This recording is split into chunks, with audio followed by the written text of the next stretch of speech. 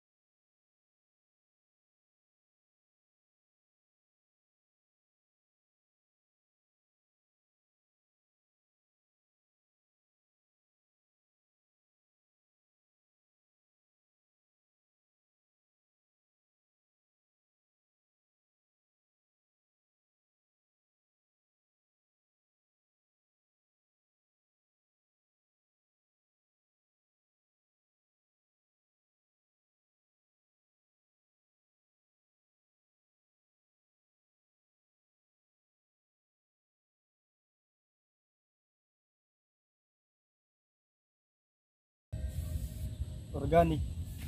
Mga next vlog po namin tuturo rin po namin yung malaking tipid po talaga. Tsaka kitang-kita po ninyo. Napaka-daing bulak tayo mga. Guys, habang nag-i-spray po kami, shoutout po namin Chad TV, tsaka si Mark Errol Dalipi aka Genesis, tsaka si Emilio Vargas. Shoutout po sa inyo guys, magandang hapon po sa inyo. Siin ko na rin po yung teacher ko ng school. Shoutout nga pala sa teacher ko. May YouTube channel din po sila, pakisubscribe naman po. Si D&. Rhea Vlog. Yun lang po. Shoutout po sa inyo ma'am. Saka dagdag kalaman guys. Mapapansin kayo, dito sa amin marami ditong langgam. Yung una, maraming langgam. Pero ngayon, so ginagawa namin. Anong spray ang ginagamit mo sa panglanggam? Lalo pag maliliit pa yung talong, sitaw, nilalanggam talaga yan. Ilaan namin ng mabilis na taga-burudan guys. 3 months pa lang siya ngayong May. 3 months pa lang itong aming talong, pero tingnan nyo yung bunga tsaka yung bulaklak. Tsaka yung marami siyang bunga maliliit. Marami na kaming nakuha dito, hindi Yung nakuha namin kasi to, hindi pa kami nagpa-vlog nun eh. Nasipan lang namin i-vlog.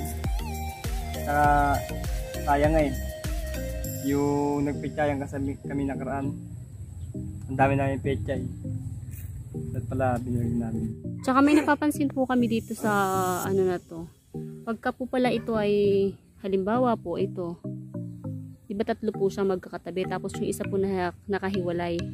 Ito pong isa, siya po yung siguradong magiging bunga. Ito pong tatlong magkakadikit na to, malalaglag po siya. Napansin po namin yan, halos po lahat ng ganyan po ay may ano. Itong nakahiwalay, hindi po siya magiging bunga, malalaglag po yung bulaklak niya. Tapos ito po yung magiging bunga.